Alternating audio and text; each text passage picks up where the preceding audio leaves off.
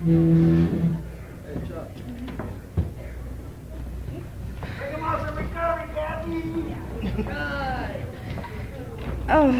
hi everyone. I'm an addict named Kathy. Oh. You love me no matter what? Yeah. Good. I have not been this nervous in a long time. I think last time was when I went to court or something. I want to take this opportunity to thank this convention committee for inviting me here. And I want to thank God. I always want to thank God. Thanks, God.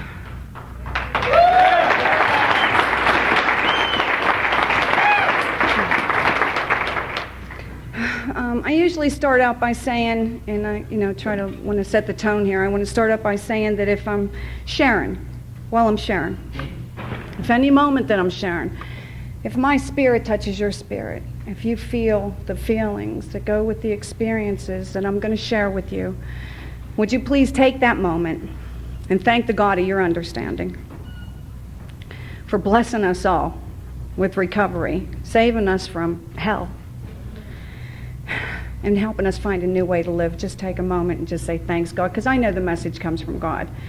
I tend to get in the way sometimes, but I still know that the message comes from God. I know that all the experiences that I've had have been blessings, that a lot of them I thought were lessons, but they've all really been blessings, and that they've all served purpose, and they've all had value in my life, and I regret none of them, because they all were very important to who I am today and who I am right now. And I'm very pleased to say that I enjoy being who I am today, finally. It took a long time to get here. This was not a smooth road. But finally, when I look in the mirror and that person looks back, I like that person, and I enjoy their company. I was sitting at the table, and I said, what are all these chairs up there for? Because no one was sitting in the chairs. And I was like, what are all the chairs up here for? I said, thank you for sitting in the chairs. And I thought, I said, what, they brought chairs up for all my personalities just so I have a seat? Everyone have a seat, which really isn't beneath me. I'm subject to change into anyone at any given moment. I've learned to accept that I have many parts of me. I used to get real confused with that and think that, that I changed up at any given moment, and that some of those are not masks. Some of them are just different pieces of me and who I am, and they all make up who I am. And I've learned much better to accept them rather than try to change them. I'm getting much better at that.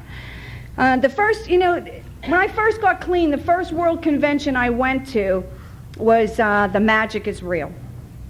And I remember going to this convention and going to a meeting, a speaker meeting. It was a workshop on self-acceptance, because I thought it was a rather interesting topic. And I remember sitting down listening to this guy share, and this guy was sharing about how Narcotics Anonymous to him was like the land over the rainbow. It was like Oz. He says, and we go to this land over the rainbow, he says, and we ask, like, how do I get home? And we're told to follow the 12-step road.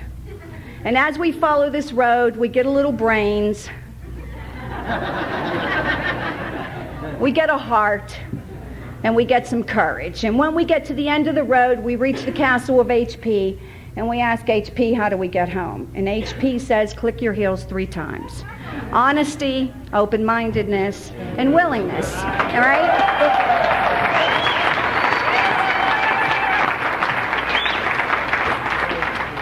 And he said that home was right in here, that it was right inside of us, that the thing that we have been searching for our whole lives was right inside of us. And the way to get in there was through the principles of the steps and the traditions.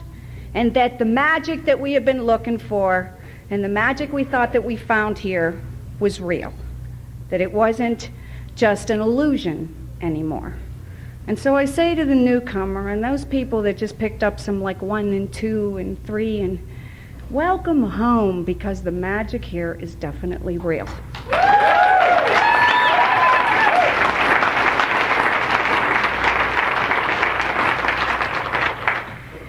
Although I didn't quite see it that way in '86. I mean, I thought you were a rather bizarre bunch of broke-down dope fiends that had lost your hustle. And I felt really bad for you guys, too. I came here as a result of a nudge from a judge. And I came in here after doing a 4-year sentence in the penitentiary. And I thought that all I needed to be was employable and use legal drugs. That's what I was basically told. You can, drink and stuff like that. Like, who in their right mind would tell a dope fiend they can drink? I would never know. But they told me that if I just drank and I got a real job, like even a 9 to, like we paid taxes or something like that, that I would be okay.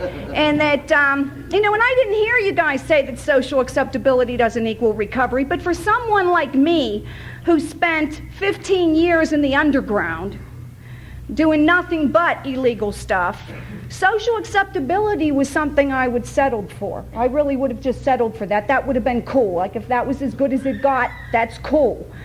And so as a result of that, I kind of sold myself short. And I came in here in '86 and I heard some things that you told me that were just so bizarre that they just really didn't make sense. And I thought, well, I'll stop by. And I was like a conscientious objector. And I would like help you sort out some of the things that weren't very clear. And I was always very profound. And then I would be on about my business. And I came in here and the first thing that threw me totally off was you said that alcohol was a drug. Now, I'm like a dope fiend, that stuff's not my problem. I don't have a problem with that stuff. The people in other places have problems with that stuff. And this is Narcotics Anonymous. You're not supposed to have problems with that stuff. And I came in here and I argued with you and I said, no, alcohol's not a drug. Alcohol's a refreshment.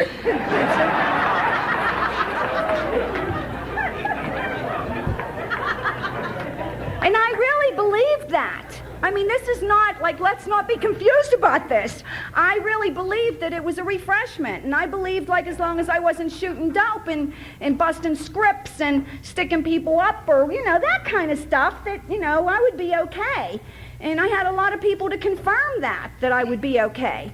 And as a result, I had trouble getting with, and I'm trying to explain that, it says in the first step that reservations rob us of the benefits this program has to offer.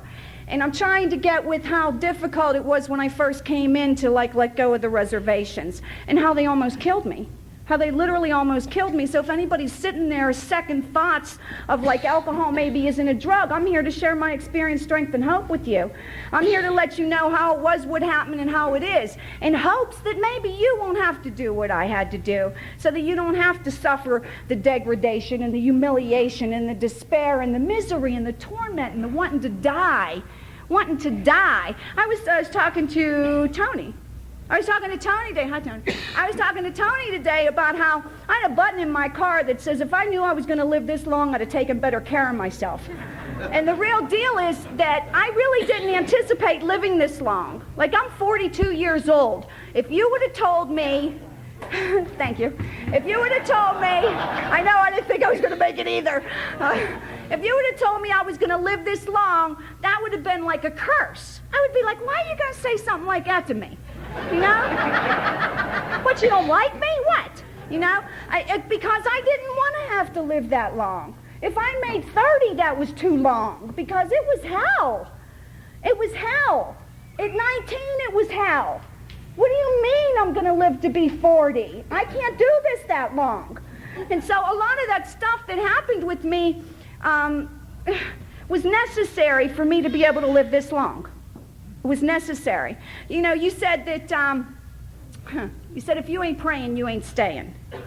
And I had a really hard time with that because I come from a very religious background and I couldn't get with God at all and didn't want to get with God at all. Really believed I had burned God a lot. And if anybody knows how the life is, I'm talking to a bunch of dope fiends. that whenever you burn people, you don't try to go around them. You know, they tend to get very upset. And so I tried to stay away from God. I tried to, I knew I did God wrong, and I, kind of thought God was waiting for me to come back to give me the ultimate burn, so I, stayed away from God. And I pretty much believed that, as soon as I heard that stuff, and I think most people when they hear this stuff think the same thing. As soon as I heard that stuff, I was like, oh no, it's the cult thing. And, oh no, please, I'd rather go down like this than like that. You know what I mean? Please, I don't want to be on street corners, chanting steps, shaving my head, handing out IPs. That's so... Please. Don't take me there. Please don't take me there. And these are like visions I had, These are visions I had because, it's a really lonely place. It's a really lonely place inside when you don't want to be where you're at anymore, but you don't know where you want to be. I wanted to change, but look, what if I change and it's worse? What if it's actually gets worse? I understand why I settled for where I was, because there's a distorted sense of comfort in familiar pain. When the text said that, I was like, that's profound. Because there is. And I was really scared. The other one was, don't get into a relationship for a year. Oh, please. And I will go to the text on people in a heartbeat. That's not in the text, It says something about, and I had just done 4 years in a penitentiary with all women. All women. You're not talking about me. There's exceptions to this stuff, right? There has to be exceptions, like if you've been in the penitentiary for 4 years with all women, right? And, it was funny because in the text it said something about don't make any major decisions for the first year, but a relationship is not a major decision. And this was how I viewed it. It really wasn't. It was like if you liked me and I liked you and you were good to go, then let's go. It wasn't major. There's nothing major about that. I didn't really realize that, whenever you left, I wanted to use, but that didn't, that didn't make any sense. That didn't compute. None of that stuff computed to me, And so as a result, of course, I used. And I don't say that I used because I believed alcohol wasn't a drug or because I got into a relationship or because I wasn't praying. But, because I'm really not sure how many reservations does it take before if they take us out? I don't know. All I know is putting them together was enough for me to go. And I couldn't stay. And of course I went out on the first thing first. I went out on the alcohol because I needed refreshed. I'm going to have a drink to take the edge off. I just need to, settle down a little bit. It was a rough day. Someone stole the car. Anybody would need a drink after all that. And I started to drink, and shortly after that, I hurt my back, and I was working as a EMT. That was really a nightmare. Give me sirens. That's insane. I was working as an EMT, and I was lifting people, and I hurt my back. And, and I said, oh, it says something in the text about we're not martyrs, and we can take pain medication. And I'm always good at that. I can always pull the pieces out of the text, just the lines that I want, that selective use of the text, where I would pick out the lines that I want, where the rest of the lines would say, be careful because our bodies don't know the difference between medication prescribed and medication. I didn't need that part, though. I only needed the part that said, we're not martyrs. And I started taking narcotics for pain. And I didn't really go to the doctor because I diagnosed myself very well. And I don't need to go to a pharmacist because I prescribe medication very well. And I know how to take it as needed. And who knows better than me how much I need? I mean, after all, it's my pain. You don't know how much pain I'm in. And so as it progressed, it turned into... This stuff's so ugly, how this stuff turns into, phew.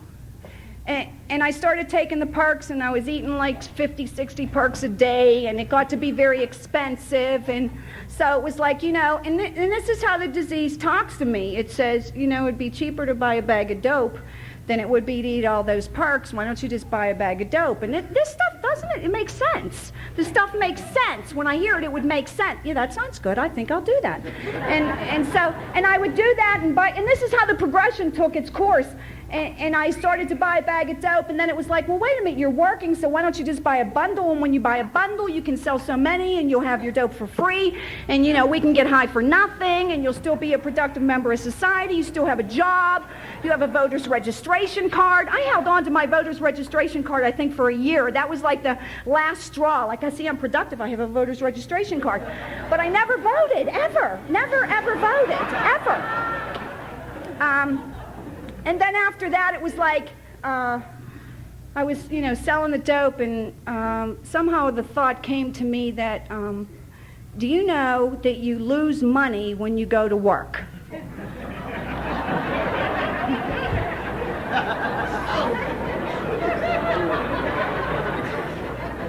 Do you know that the money that you could make in the time that you work, you could make in 10 or 15 minutes? Why are you abusing yourself like that? And so I quit the job. And the next thing I know, the ramrod's coming through the door. The ramrod always comes through the door. And I was going to jail again. I was still on federal parole. I had a couple cases pending, and there was a good probability that I was going to get a habitual criminal. And it was really ugly. And it's like the first step talks about that moment of clarity where we can't deny the truth anymore. And they took me to jail, and I remember I hit the county jail, and they wouldn't accept me in the county jail. Now, things got to be pretty bad when they won't accept you in the county jail. And the reason they wouldn't accept me in the county jail was because I had so many abscesses all over my body. I reeked of infection that they didn't even want to touch me. They wouldn't even search me because I was so nasty. And they sent me to the hospital instead.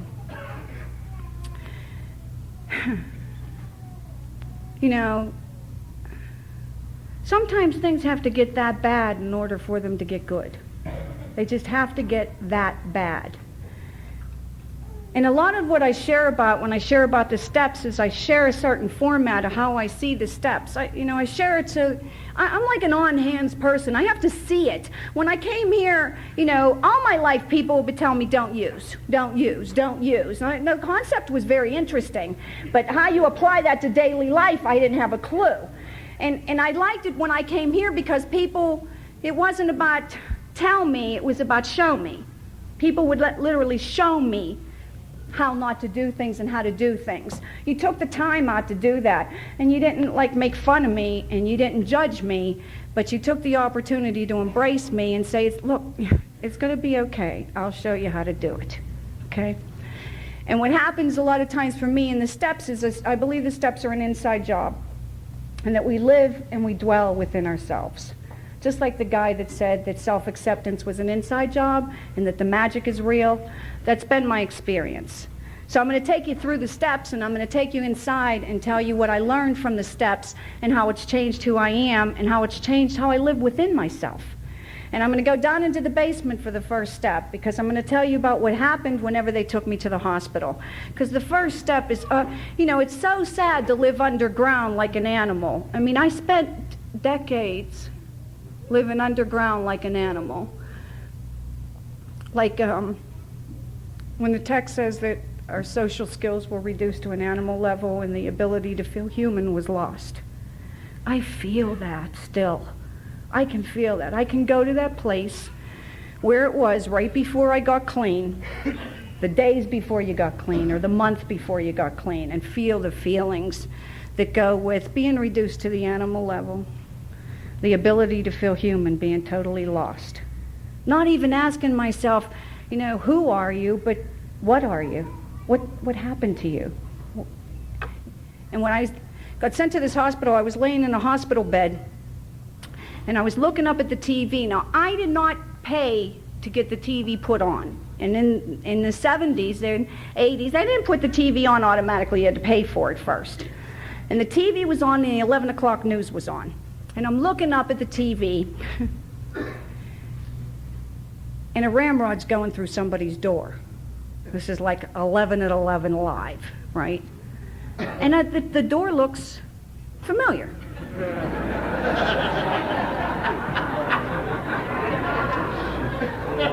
Yeah, and the ramrod goes through the door, and all these people and cameras are everywhere, and everybody's running, and all of a sudden people start to come out of the house, handcuffed and stuff, and they're escorting them.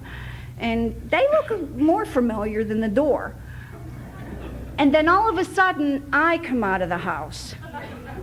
And look, I've had many spiritual awakenings as a result of this program, but there's been some profound ones since I got clean, and this was one of them. Because for the first time, I saw me, how I was. Not how I would have liked me to be, not how I pretended to be, not how, even with all the bandages on me and all the abscesses, I would look in the mirror and my mind would say, you've lost weight and you look really good.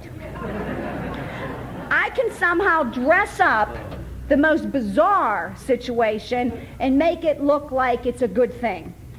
And I saw me for the first time on TV, and I felt it.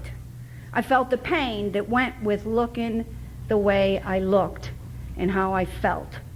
And I looked up at the TV and tears just started running down my face. And I looked up and I said, I believe addicts, all addicts across the whole world, have a basic prayer. It's all we know how to say in that time where we know we've lost, where we surrender and we know we've lost. And I looked up and I said, oh my God, I'm dying. I could see that I was dying. And it wasn't even like with any respect or any dignity. It was brutal. It was a brutal death. And I said, oh my God, I'm dying. Please, God, don't let me go out like this. Please. And I said the words, God, please help me. It was the best I could say. It was the best I could do.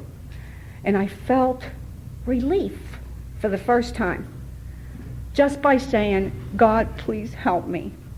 And some things started to take place in the basement in the dark. And I started to finally get a little flicker of hope.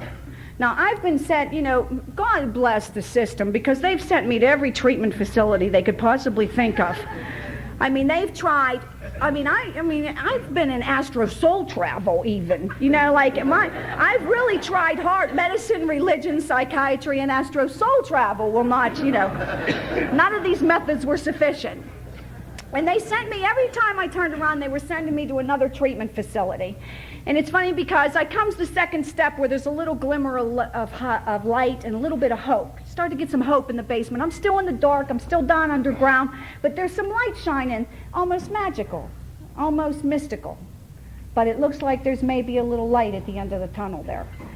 And what happened was they sent me to treatment, and I always get put out of treatment. I've been put out of every treatment facility I've ever been in. I've even been put out of the detox. It's because I'm an obnoxious person to be around.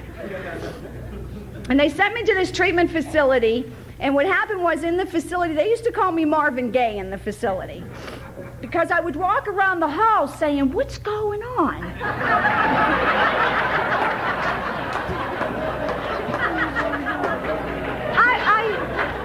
I was totally baffled at these whole, you're introducing principles to me that are, I never heard of this stuff that addicts would even consider practicing this stuff.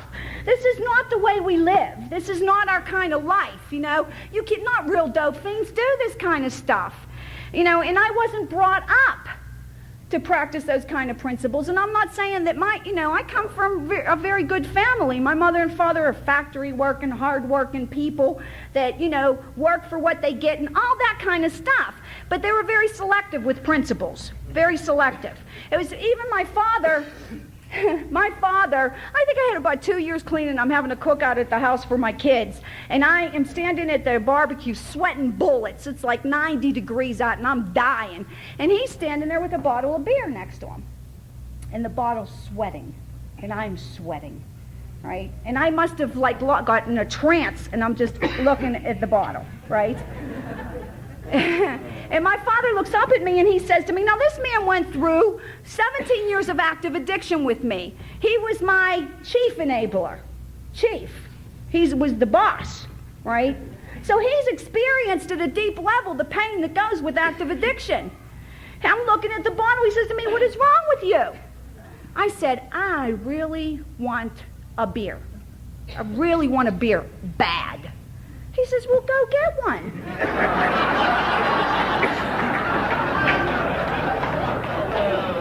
I said to him, I can't do that. I'll lose my clean date because my clean date's very important to me. I worked hard to keep this clean date. It's valuable to me. I said, I can't do that. I'll lose my clean date. He says, don't tell anybody.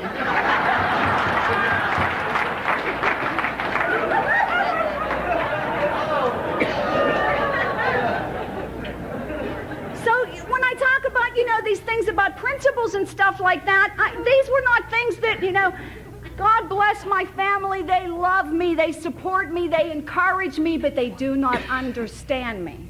They still do not understand me today. And without you, I would still be walking around saying, but you don't understand. It was my favorite line.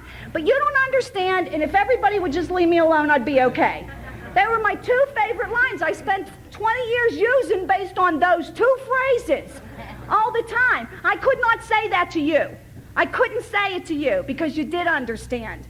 And you knew that an addict alone was in bad company. And you had all the catchphrases to block me off every time I tried to move. You had a block. You had a block for me every time I tried to move. And I appreciated that. And I remember coming in here and sharing about, I don't understand these principles, and I don't know how you practice these principles. I could not for the life of me understand. I'm on federal parole. I'm in violation of that. I got 2 charges pending. I got abscesses all over me. I'm a medical disaster. My mother's got my kid because just take her because I can't take care of her. Nobody had to intervene. I cut her loose because I knew I couldn't take care of her. So I got all these things going on, and you're talking about get a home group, get a sponsor, don't use, call people on the phone. Like, how can that stuff possibly get me out of this mess? Come on. And I believed you had some bigger ammunition that if I would do that, then you'll give me the big stuff later on or something. Because I could there was no, like the theme of this convention is back to basics. And really, that was what it was, is I was building a foundation and I didn't know it. I was building a solid foundation. Because no matter what has happened to me in recovery, that every time something different happens that shakes me and rattles me, get a home group, get a sponsor, don't use, pray, go to meet. It's always been the thing that saved me. Because if I don't know how to do nothing else, I know how to do the basics. Because I practiced them for a long time. And they've always held me up. They've always kept me up. And I'd go to meetings and I would share and everything, and this is for you, Jerry. And I'd go to meetings and share, and people would say, well, just don't use, just for today. Just for today, don't use. And I'd be like, just for... Finally, I raised my hand in a meeting, and I says, look, I understand this whole concept of just for today and don't use today, but what the hell do you people do at night?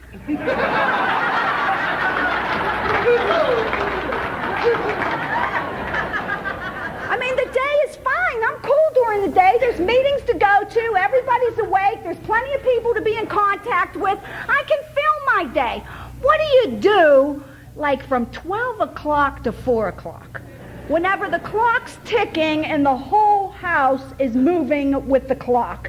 Whenever I close my eyes and I feel like I can see through my eyelids. When these thoughts start to race and they won't stop and this train is just ever going in my mind. What do you do then? How do you stop that? I'm not calling somebody at 3 o'clock in the morning. What can I possibly do? And you would laugh and you would smile and say, just don't pick up the first one. And, it was very entertaining for you, That shit wasn't funny to me. And I remember writing a poem. I wrote a poem to help me go to sleep. And the poem was called Just for Tonight. And I would say this poem over and over again in my head to help me go to sleep. And it was, just for tonight, I'll be all right. In the quiet dark of the evening, my thoughts will not deceive me. I have faith in God above. I believe he's full of love. I have a ship to weather the storm. With help from all, I will transform. So hold on tight and don't lose sight, and just for tonight, I'll be all right. And I'd say it.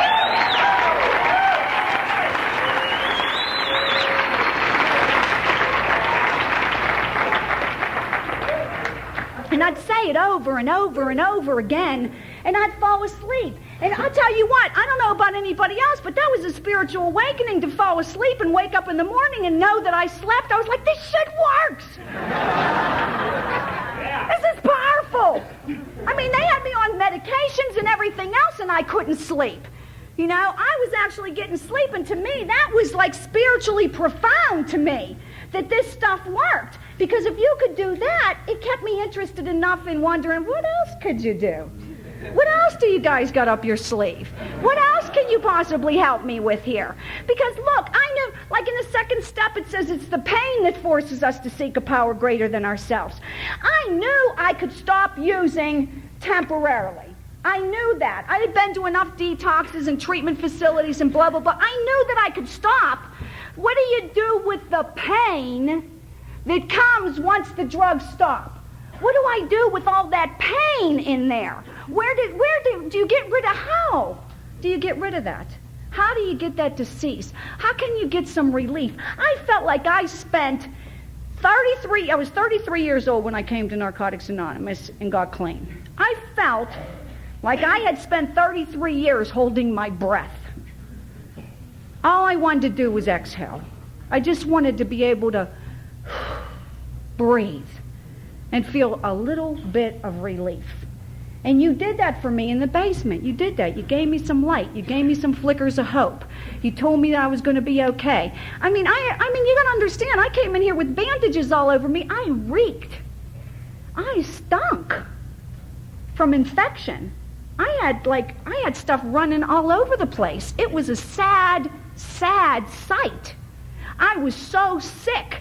For 2 months, I couldn't get my arms up over my head to comb my hair. I kept my hands in my pockets because I was so ashamed at what I had done to myself. I believed that I had gotten so bad that there was no way that this could work for me. That maybe the reefer smokers could do it. Maybe the pill poppers could do it. Maybe they could do it because they hadn't gone to such a degree of degradation as I had. And I've been doing this for so long that I don't even know if the power that you seem to have can help me get up out of this. But you'd smile at me, you'd hug me. Look, I had a woman come up to me one time like that. She didn't just hug me, she held me. You hear what I'm saying? Not like, hi, welcome. She held me. I was trying to get her to cut me loose. She held me. Because I'll tell you what, nobody held me like that for a long time. And if they did, they weren't about the right thing. They were not about the right thing. And she held me, and she whispered something while she held me that was better than any shot of dope I ever had. She said to me, you don't have to live like that anymore. And I felt a rush. I got chills. My stomach flipped. Like all the stuff that the drugs had been doing, it stopped. They weren't even working anymore. She did it with one sentence. You don't have to live like that anymore. And I didn't know it was hope. I didn't know that I felt hope. I knew that something happened. She did something. And I didn't even know what it was. But it felt so good. It felt so good to feel hope. Because I was a hopeless dope fiend. I was a hopeless, totally hopeless dope fiend. And then all of a sudden, here comes step 3. And what happens in step 3 is that you make a decision to come up out of the basement. Take the steps up out of the basement. We don't have to live like that anymore. We're not going to live like that anymore. I didn't come to Narcotics Anonymous to be miserable. If I want to be miserable, I will use before I'll stay in Narcotics Anonymous and be miserable. I'm looking for freedom from the pain. I want to stop hurting. I just want to stop hurting inside. And so I knew that the only way to do that was to go on with the steps. So when I came to 3, I had a really hard time with God. I mean, I come from a Catholic background. I know, it's funny, huh? And it's funny because God bless my mother. She really tried to teach me about God, but I didn't quite get the message. My mother would, even through active addiction, go to church every Sunday. She'd light candles for me. She'd pray for me. Anytime I'd go to the penitentiary, she'd send me the little cards, the little saint cards and stuff like that. And the candles went from the little ones to the big, big ones. Trying desperately to save my soul. And I remember her sending me a card when I was in the county jail the one time. It was a saint for lost causes or something. Yeah, and I thought to her, I said to my mother, look, why would you hook me up with this group? Now, don't like, of all the people to hook me up with, don't like send me there.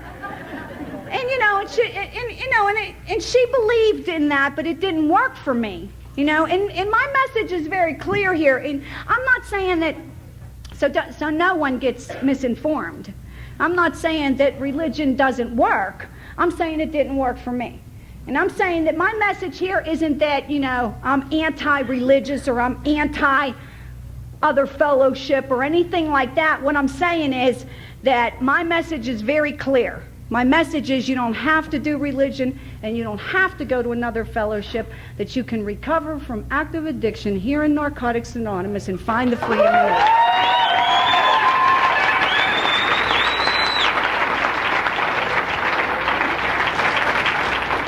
And I had about 2 years clean, a little over 2 years clean, and I had gotten married in about a year, and I got pregnant with twins. And my twins came like 6 months into the pregnancy. And I had these twins, and they were 2 pounds, 13 ounces each. And my son was very sick in an incubator, and they didn't think he was going to make it. I threw a blood clot in my lung because my health wasn't real good to begin with. And my husband used. And he used. And he used. And he could not stop. And I found myself at 34 with 2 babies. I didn't know how to live, even. I barely knew how to stay clean. I never worked a job in my life. I had very little education. I knew nothing about being even socially productive. And I found myself with 2 infants, sick infants, and myself medically challenged, having to do life. And I had gotten a job in treatment, of course. Sickest of the sick. I got my job in treatment, and he was using, and I used to have to get up every morning an hour earlier so I could get 2 babies dressed, so I could get dressed, so I could get them to daycare, so I could get to the job, so I could get back from the job to pick them up, to get them back to do it again every day and every day and every day. And after about 2-3 months of it, it took its toll on me. And I remember getting to the daycare, and I got the diaper bag on my arm and the other one on this arm, and I got a baby on this hip and a baby on this hip. Thank God I have hips. And I'm walking down the hall, and I just started to cry. And I said, I am so emotional this weekend. Wow. I said, look, God, I made a commitment in this marriage to have a family. so that we could be together as a family. He said he loved me. Fuck. He said he loved me. He said that we were going to be together, we were going to share life, we were going to raise these children together. And where is he, God? Where is he? This isn't fair. It isn't fair, God. Because I don't know how to do this. I don't even know how to live. I can't take care of these two babies by myself, and I can't do this by myself, and I just want to quit. I just want to quit. It's too hard. You know, my sponsor, she always says to me, you know, because I was standing there saying it's not fair, it's not fair. My sponsor always says, don't pray for justice when what you really want is mercy.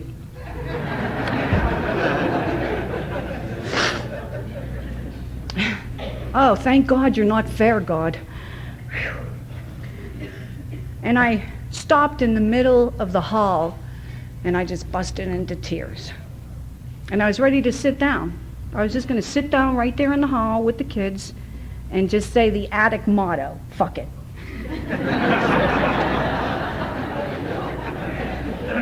Because I know if I say fuck it, I'm done. I'm done. I'm going to get ready to kill myself. That's just the way it goes for me. And I stopped in the middle of the hall, and I just stood there and I cried. And all of a sudden, I felt one of the babies move, because they were too little now, because they were 3 months early, so they were too little, and their little heads would hang like this because they didn't have the power, the strength to lift their heads up. And all of a sudden, I felt a baby move. Its head move. And I looked up from my own self-centered tears. I felt a baby move, you know? And I looked up, and my daughter lifted her head up, and she turned it around like this to look at me. And at that moment, that baby looked me dead in my face with all these tears running down it, and she smiled. The biggest smile. All gums, no teeth, smiled. As big as she could possibly smile at me. And at that moment, that very moment, I felt God smile on me. I felt the presence of God. I felt a smile like, I know you're struggling, but you're going to be okay. We'll get through this. I felt that God was right there with me, that I wasn't alone. My whole understanding of God in the third step, the best I had was that it was good, orderly direction. That if you just do the right things will happen. Just live your life as best you can right, and the right things will happen. And it gave me the strength to take the next step. And I took the steps down the hall and did my day. And it seemed like the days after that just multiplied. I was talking to somebody the other day, and they said, how old are the kids, Kath? And I said, they're 7. They'll be 8 in June. And he says to me, how the hell did you do that for 8 years? How have you been doing that? And when I looked back and I felt the pain that went with all the experiences, all the years that I've had to do this, I know there's a God, because I would never do it. I would have quit a long time ago. Just feeling this stuff, I thought, it's too hard. Fuck it. So I learned about God through my struggles. Through my struggles. My struggles brought me closer to God. And then came step 4, and I came up out of the basement, and 4th step to me has always been searching the house.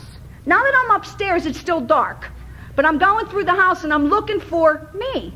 I abandoned myself. Look, before the drugs, I abandoned myself. I slowly started to leave pieces of me behind that I didn't think I needed anymore, because I was not like how it ended and how it began, where there were no similarities. As a child, I was very sensitive, I was very loving, I was very caring. I was very, you know what I'm talking about, that innocence, the purity, the stuff that was there before the tarnishing, that stuff. Well, I'm going back in my 4th step. I'm looking for the pieces of me I lost. And I always say that in step 4, all we have to work with is a pen light, because it's through the pen we see the light. And I really believe God's merciful enough not to give us any more light than we can handle. I really don't concern yes, search and be fearless, because this is my home. I have nothing to fear. Although I have felt at times that it was haunted, it was only out of neglect. It was only because I didn't live in it. Like Leslie was sharing today, like the lights are on and nobody's home. My lights weren't even on. I had abandoned myself totally. I spent my whole life feeling abandoned, neglected, and rejected, and didn't know that I was the culprit. I always thought it was my mother, my father, it was always somebody else. A guy says that addicts have a special kind of disease called, that we switch the focus all the times, and and I always blame somebody else for my problems. He calls it hocus pocus, switch the focus. And it's what I did. I did it all the time. Hocus pocus. It was like this thing took place, and I always looked at you instead of me. And in 4, I'm finally trying to take a look at what did I do to cause me to get where I'm at. I find so much relief in knowing I'm the problem. There's relief in that. I would have never thought that when I first came here, but I would rather it be me the problem than you, because at least I can do something about it. If it's you, I'm powerless and I can't do anything. So I find relief in taking responsibility for where I'm at and how I feel, because then I got a shot at doing something with it. Without that, I'm left like feeling a victim. And that's what most of my 4th step was about, was I felt like a victim most of my life. And I was the most willing victim I've ever come across ever. Because I volunteered for the positions. I just felt, oh, please hurt me. Oh, please dump me. Oh, please. It was a sad state of affairs. As a little girl, and I find these pieces of me in there. As a little girl, I'm an only child from a broken home that was spoiled rotten. Don't you love labels?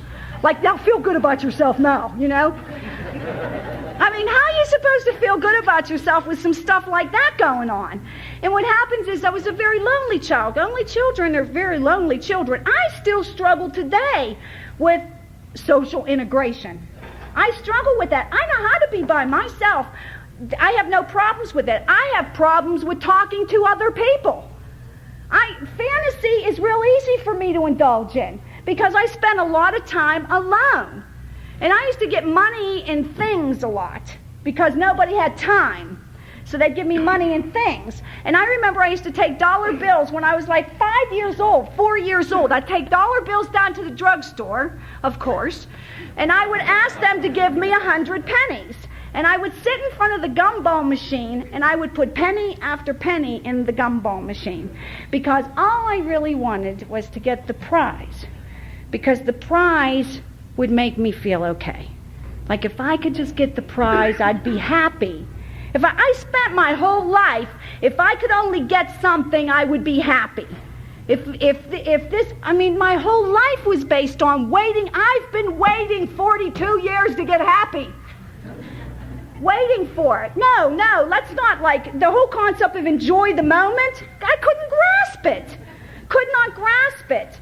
And then as an adult, slowly but surely, pieces of me I started to find in the 4th step. As a teenager, I remember my mother used to always stick up for me. I'd get into fights and she'd always stick up for me. And then one day my mother said to me, you know what, I'm not fighting your battles anymore. You better learn to fight for yourself, because if you don't, they're going to eat you up alive. And the thought of them eating me alive just scared me to death. I thought, oh my God, they're going to eat me alive? And I started to fight. And my whole teenage years, I did nothing but fight, because the loneliness and the fear and the not being loved and feeling rejected and abandoned, all the unhappiness, all that stuff inside of me came to a boiling point. And it came out in anger. And as a result, I fought and I fought and I fought. All my teenage years, I fought. And I started to do some other things too. And this is the years where I started to really settle for sex when I was looking for love. I started to get involved with with boys and with men that would, I wanted held so bad. I wanted somebody to hug me so bad that I settled for sex because I thought that that was the only way to get it. And I started believing that sex was love. And I started substituting, even though it was very empty and very shallow, and I never really seemed to get enough. And I would have more sex to try to get enough, and it would always end up that when it was done, I would feel empty still inside me. But I still, it was like the best I could get, so I settled for it. And as an adult, as a woman, now the woman I always find in the bathroom, I spent decades in the bathroom. Decades. I wanted to die in that bathroom. I wanted to die. I used to go in and think, God, don't let me come out this time. God, if you have any mercy, would you let me die in here this time? Please, because I can't live like this anymore. Compromising every value and every moral I ever had in my life. And you know, it amazes me. I had to go to the doctor. I had to go to the doctor for some damage I had done. I'm diagnosed with hepatitis C, and I had to go to the doctor for some surgery stuff. And you know how they make you fill out the medical report before you go into the office? Like fourth step nightmare? I fill out the medical report and they ask you things. How many surgeries have you had? How many pregnancies have you had? Have you ever had any communicable diseases? Right? And then they want to know dates. They want to know dates of this stuff. My kids, it was a couple weeks ago, my kids were talking about the dentist. And they came in and said something about, you're supposed to have so many teeth in your mouth, right? So they're playing a game, Mom, open your mouth, open your mouth. So I open up my mouth and they start counting my teeth. And they said, you only have 24 teeth. You're supposed to have 32 or some shit, right? I said to them, count them again, you have to be wrong. So they counted, nope, you got 24 teeth. Where did the 8 of them go? I don't know. I don't even know where they went. I sat there for a day thinking, where did the 8 teeth go?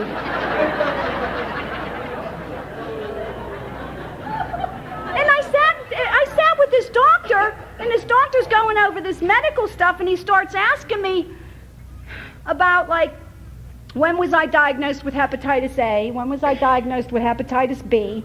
When did I have C? How many STDs did I have, and when did I have them? How many abortions have you had? When did you have that surgery, and when did you have this surgery? And every time he would ask me a question, my eyes would well up with tears. Every time. And all I could keep saying to him was, I don't know. I don't know. And he would look at me so condescending. How could you not know? How could you not know when you were doing this to yourself? I know why I don't know. Because it was the progression of the disease. And the disease wouldn't let me know. Because if I knew, I would have had to do something. But he didn't understand that. And the worst part was he starts taking pictures. I have a lot of scars all over me. I don't mean all over me, I mean all over me. It was a really bad trip. And he starts taking pictures of these scars. And he leaves the pictures on the counter over on the side. Now I see the scars. I know I have the scars. I believe God blessed me with the scars so I don't forget where I came from. Some people need more evidence than others. But I stood up in that room after going through all this stuff with him and telling him all the stuff that had happened. And I was in there by myself. He kind of got really disgusted with me and he left. And I was in there by myself getting dressed, and the pictures of those instamatics where they start to develop slowly over a period of time, right? And it started to come to light, the damage that was done. And it's a lot of what happens in 4 and 5. Is that the stuff starts to come to light. Like with 5, the lights all finally come on in the house, and I could feel, I couldn't just see the scars, I felt the scars. I felt every abortion, and I felt the hepatitis A and the B and the C, and I felt, look, the line that's said in our readings whenever it says we were slowly committing suicide. I'm not talking about just hearing that or thinking that. I'm talking about feeling that. Feeling how I literally slowly tried to kill myself. And how I almost did it. And I saw the pictures and I just started to cry and thought, my God, you really hated yourself, didn't you? To do something like that to yourself. You really had to hate yourself.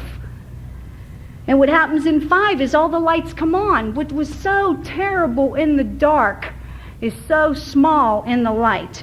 My kids say that to me. A lot of times they'll sit there and they'll say, Mom, what happened here? What happened to you with that there? And I'll say, I got burned. Because they don't know. So I say, I did get burned. I burned me.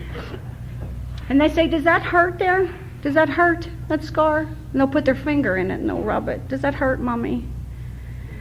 And I'll say, it doesn't hurt like it used to. But they still hurt. They still hurt. I think in recovery what happens is my little girl went and scratched her knuckle the one day. She was only about 4, and she came in and she says, Mom, I scratched my crackle. And I said, no, your knuckle. And she said, I scratched it. And I said, well, what do you want me to do? What do you want me to do? You want me to kiss it? What? She said, I want you to kiss it. And I kissed it. And I said, there. Does it feel better now? And she said, well, she's only 4. She said, well, there's still pain there, but it doesn't hurt as much. And I believe that. I believe that's what happens with the scars. Because look, I'm trying to tell you the scars on the outside are nothing like the scars on the inside. Nothing. But it's like somehow or another through the steps God kisses them. And that there's still pain, but it doesn't hurt as much. Because I'm trying to heal this stuff. The 5th step comes and all the lights are on. And, you know, I have a story that just happened with my twins not that long ago. Their father, I have really struggled with his relationship over the past 8 years. I have tried numerous times to reconcile and get back together, and he'll do penitentiary time, or, you know, he'll do using time or whatever it is, and when he gets clean, I would go back with him, and we would try again, and he would last a month or a couple weeks, and bang, he'd use again. It's been very devastating. It's been a very difficult relationship. And the last time he used was in August. I was in Canada, and I had to do the banquet in Canada, and I called home Friday night, and the police busted my door down and took him to jail for a dirty urine. And I got stuck with a lot of bills that need 2 incomes, but I only have 1. So as a result, we had to financially struggle really hard.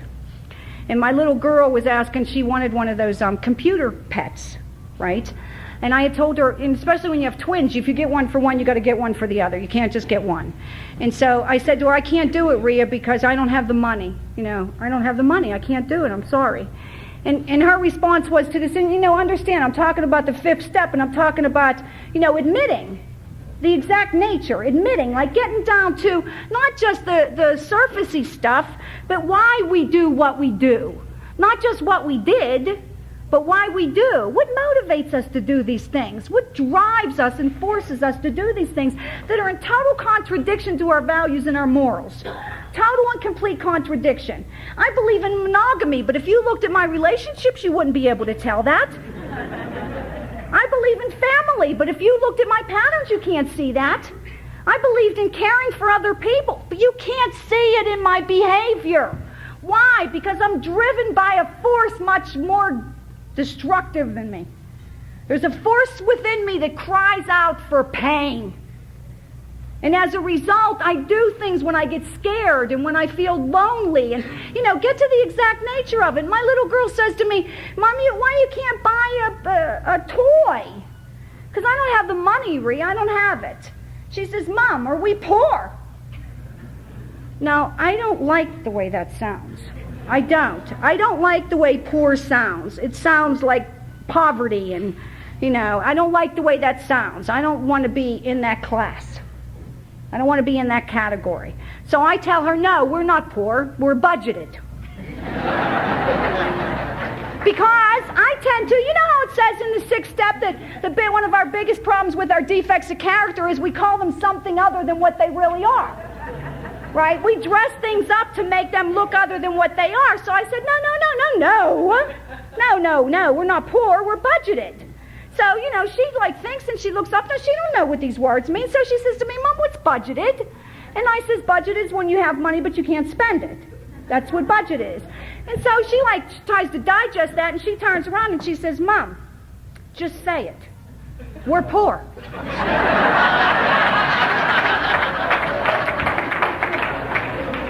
And I believe that's what the 5th step is about. I don't like a lot of this stuff that I've seen about myself. I'm not real pleased with the fact that I have settled for sex when I really wanted love. When I tried to fill the void with everything that I could possibly get my hands on, when I did this kind of stuff to myself, just trying to get some relief from the pain. I am not proud of those things.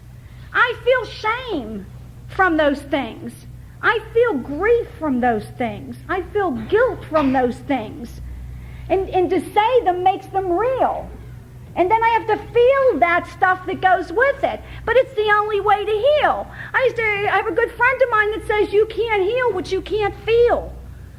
If you don't put it out there and make it what it is and stop dressing it up, you don't have a chance of getting any relief. And then comes 6, and 6 is the I believe call it it's the garbage step. Because all the lights come on and this place is a mess. There's garbage everywhere. I mean, everywhere there's garbage. There's like pride, and I say pride stands up against the wall and tries to look good. My sponsor always says, pride goeth before the fall. Because I always try to look good, and you told me, you had a cliche for every defect of character I had, you have a cliche for it. Because I'd try to look good and you'd say you can't save your face and your ass at the same time. Like no matter which defect I would try, because we need something quick. We'll kill ourselves if something doesn't intervene real quick. The same thing with greed. I had this thing about mine, it's mine, I always had a stash. Always had a stash. And it didn't have to be material, it could have been secrets. It was mine. Take it to the grave. Nobody has to know this kind of stuff. And you always told me, you always told me things that helped me, like you can only keep what you have by giving it away. Every one of the principles in this fellowship and this program has been based on being totally counteractive to the way I live. Everything that you've taught me has been based on total and complete flip side of how I've lived. And you always had a little cliche to go with it. Now, unfortunately, I don't always grasp them. And what happens is a lot of times is, I always believe character is based on principle. It says that our character is based on our values, our morals, our standards, and our principles. And we throw principles around here a lot and say, what are principles? And principles, it says in the dictionary, is a guiding sense of obligation to live in good health and spirit. That's what a principle is. It's a guide that obligates us to live in good health and spirit so that we can be whole. Our body, mind, and spirit can be whole. We can finally come together and feel whole. Now what happens is a lot of times is the body, mind, and spirit don't work together.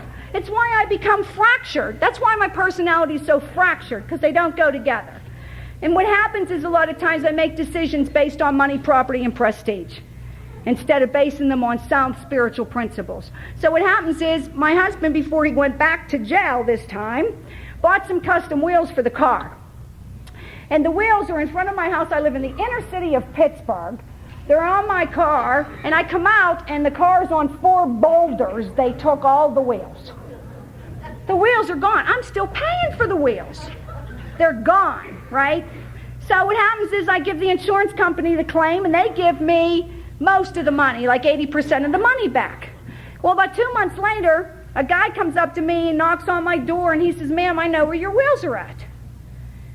I'm a lunatic. I don't think very clear. So I jump in the car and I go into this real high-risk area because I'm going to get my wheels. And I follow this guy into this high-risk area and I find the guy that's got my wheels and I do like the mod squad on the cellular calling the police to get the wheels and they get the wheels back.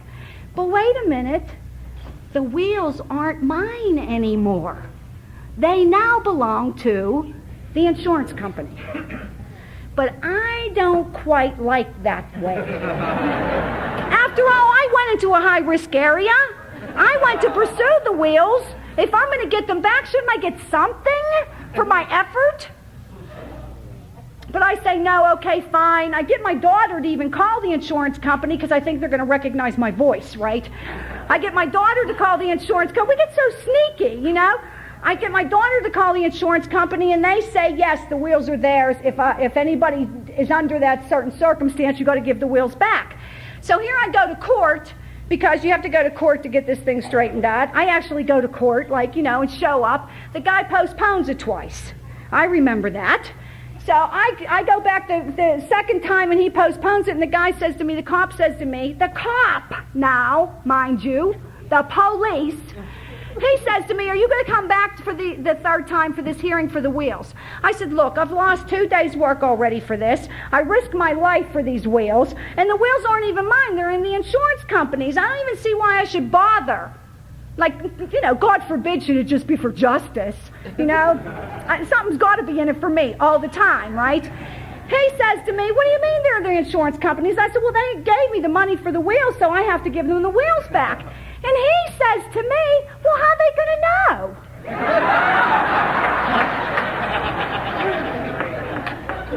Now, look, I'm struggling already with not wanting to keep the wheels, and I have the system supporting my effort.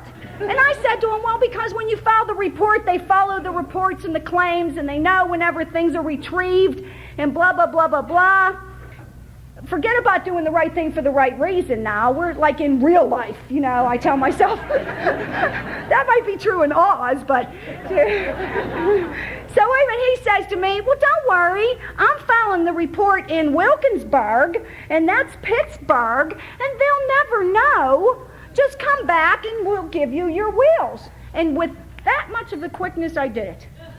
That much of the look, fine. He co-signed it, and I was good to go.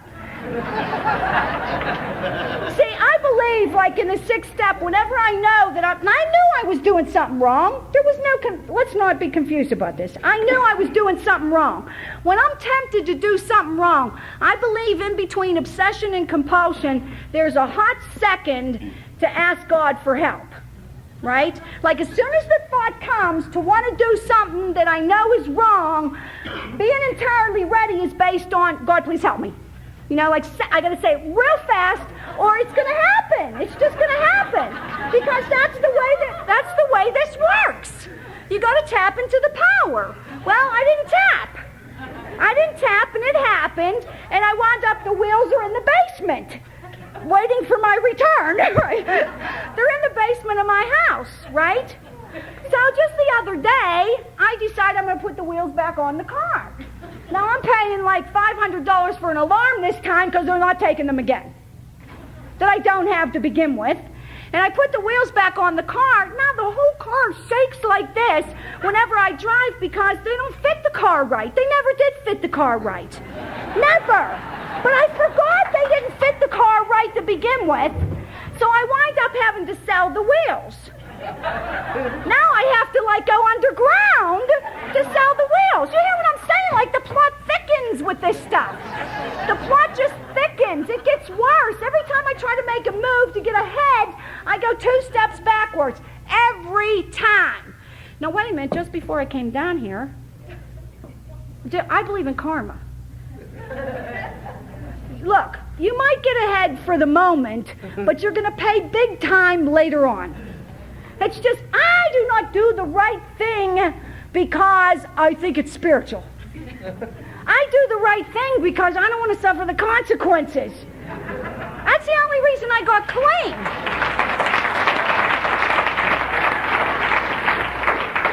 So I go upstairs to get dressed, to come down here to share. My gold chain is missing. My gold chain's missing. Now, I'm not talking about any gold chain. I'm talking about the first chain I ever got clean. They had my little NA symbol on it, that had my, HP thing on it, that had my year clean on it. Something that I'm not a sentimental person. This was sentimental. I believe that when I do the wrong thing, I'm going to pay tenfold.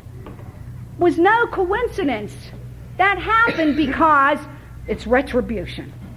It just happens that if I'm going to do the wrong thing, I'm going to pay tenfold for it. And that's what happens in 6, that if I don't put the garbage in the bag, the garbage puts me in the bag. It's the way it goes. 7 is that sometimes I fall short. Even though I try really hard to do the right thing, sometimes I fall short.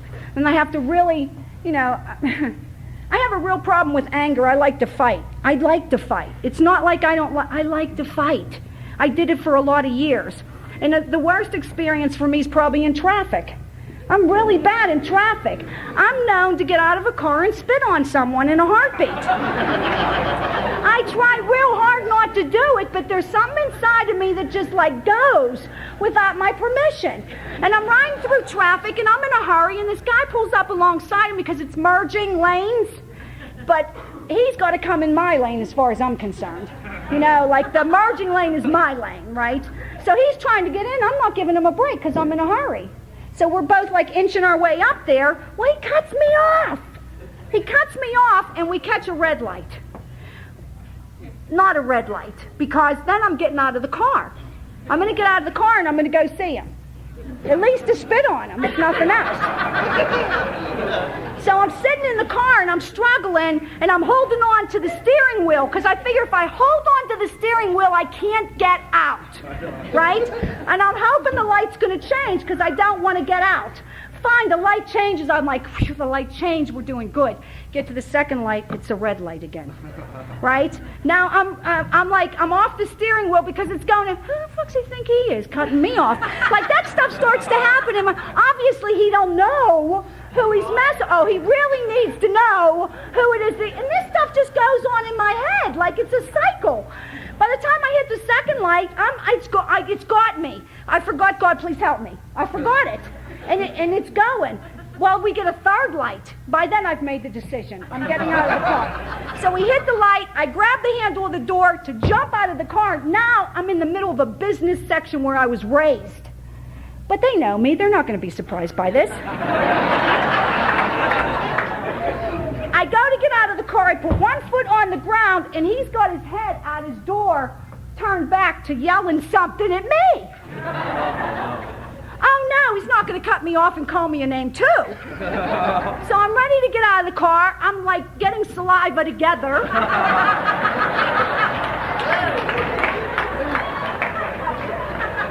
And I put my foot out the door and I look out the window and I said, "What did you say?" And he says to me, "I was wrong. I'm really sorry. I didn't mean to cut you off. It was my fault."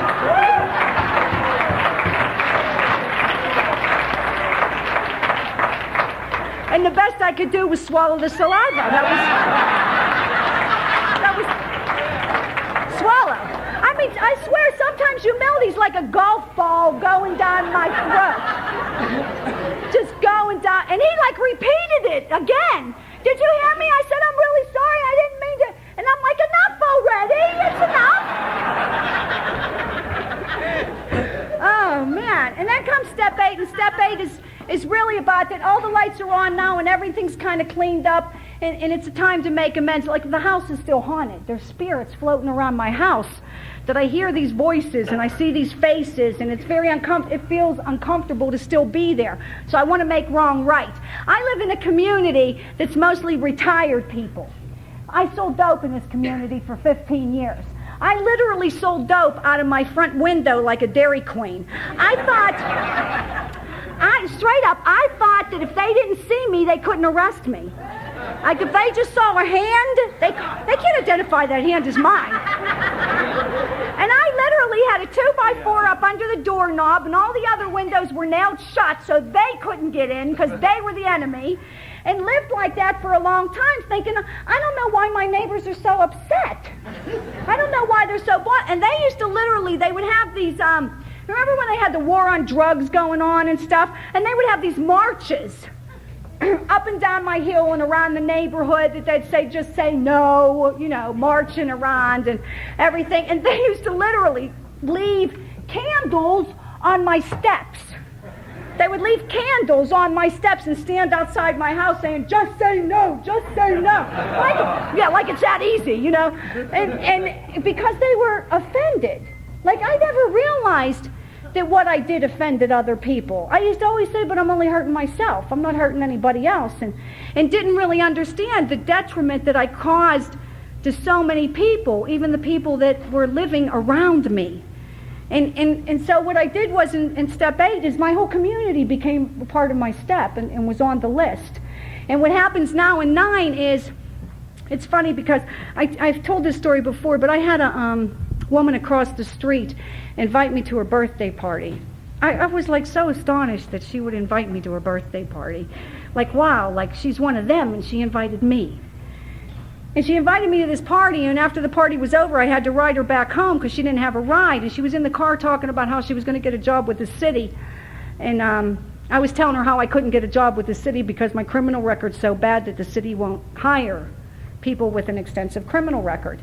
And she turned to me and she says to me, you know what, Kathy? She says, like people like you, she says that, you know, I know how hard it is for you to like get clean and do the right thing. And she says, people like you know what they should do? They should just wipe all that stuff clean and let you guys start all over again, because I know how hard it is for you to get yourselves together. And I felt at that moment, whenever the text talks about the lie is dead, and that the lie is dead, and that not only just us, but society will no longer accept once an addict, always an addict. I felt that. And I felt that she believed in us because we do recover. And that there was like a profound amends that took place there, because I thought to myself, I'm no longer a taker. I rode past a church and there was a marquee out in front of the church, and it said that takers eat a lot better, but givers sleep a lot better. And I thought, I sleep good. I sleep real good today. And it's because of 8 and 9. I don't feel haunted anymore by the past. I'm not afraid of the past anymore because I've addressed it, because I've done what I could to make wrong right. And then comes 10, and 10 is really just maintenance about keeping the house clean. I really just try to check myself regularly. You know, I've learned some things about myself and certain things that I do. Like, I noticed whenever the drugs were gone that the food was a big deal for me. And I had to really watch the food. And every time my twin's father and I would get back together, I'd gain 20 pounds, like with the quickness. Because when I'm scared, I eat. And I started to realize that, and I had to start paying attention to some of that stuff. That I overwork and I don't get proper rest. That I don't do things to take care of myself a lot of times. And when I don't, I'm setting myself up to be harmed. I'm setting myself up to use eventually, is what it's going to come down to. I hear a lot of people say a lot of times it ain't about using, man. It's always about using. Always. It may not look like it at first, but it's going there in the end. Always. So I learned to start asking myself some questions. And I remember sitting there one day, and I was like, I was really had a ton of anxiety because I had seen, the symptoms of him using again. The phone calls and the money missing, and he's like, got lapses in time when he's supposed to be here and he isn't. He's somewhere else. And I started to get scared, and I went downstairs and got a box of cookies, and I was watching TV, and they were making fun of a fellowship, and all of a sudden this woman looks up and she says, "Are you eating something, or is something eating you?" And I was like, oh, God. And I started to learn a little bit about asking myself, that exact question. Are you eating something, or is something eating you? Are you buying something, or is something buying you? Like asking myself, like, what's really going on here? Even with the whole thing with the sex, are you screwing someone, or is someone really screwing you? And when you start to ask yourself those questions, it makes it real hard to do the wrong thing. Because you know what? Eventually it all got to go. Eventually, I believe, we work these steps, we practice these principles in our lives. Eventually it all goes. All the quick fixes, all the things we used other than God to get relief, they're all going to go because they don't work anymore. And just the thought, I don't even have to do it anymore. Just the thought of doing it causes me enough pain that the action isn't even necessary anymore. Why? Because of the 11th step. Because as a result of having my house in order, I feel the presence of God. Within me, I feel goodness. Within me, I have direction. If you would have said, when you come to Narcotics Anonymous, I guarantee you that you'll have a conscience, I would have said, thanks, but no thanks. I'm gone. But the bottom line is, as a result of a conscience, I have some peace today. That I feel within me some peace. And I never felt that before. I spent my whole life just wanting some peace. Just a little. I want to exhale. I just want to exhale. I finally feel like I can exhale. And then step 12 is all about open house and about being able to let other people in. I share my experience, strength, and hope with you so that you can learn from the things that I've done. Because that's what I believe each of us are here for. I don't question anymore, God, why are you doing this to me? God, why this? I know why. It's for somebody else to learn from. This is not about me anymore. This is about we. This is, anything that happens to me, I need to share it because there's somebody struggling or dying that needs to hear what I have to share. Every experience from God's a blessing.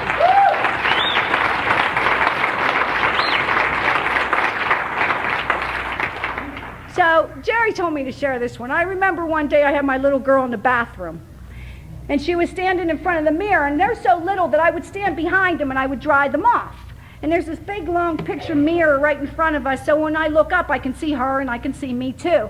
And I'm drying her off, and she's all wet, and she's blonde and real pink and chubby. She's so chubby. And I'm drying her off, and she's all pink and chubby, and she's all cuddly and everything. And she looks in the mirror at me, and she says, Mom. And I said, what? She says, it sure feels good to be clean. And I smiled.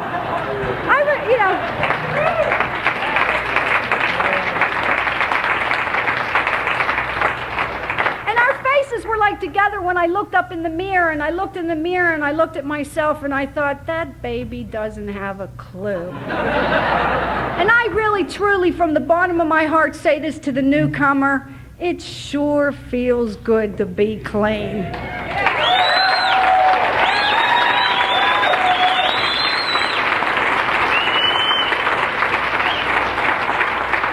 So I want to close with a poem that a friend of mine passed on to me. And it's about why we were chosen, why addicts were chosen to help other addicts. Not why us individually were chosen, but why we were as a group to help other addicts. It says, unto your weak and feeble hands, I have entrusted a power beyond estimate. To you has been given a gift which has been denied your most learned of fellows, not to scientists or statesmen, not to wives or mothers, not even to priests or ministers, have I given this gift of healing other addicts, which I entrust to you. It must be used unselfishly. It carries with it grave responsibility. No day can be too long, no effort too great, no task too difficult, no case too pitiful. It must be used with tolerance, because I've restricted its application to no race, no creed, and no denomination. You have been chosen because you were the outcasts of the world, and your long experience as addicts has made you humbly alert to the desperate cries that come from the lonely hearts of addicts everywhere. So let's carry the message and keep recovery available to us all. Thanks for letting me share.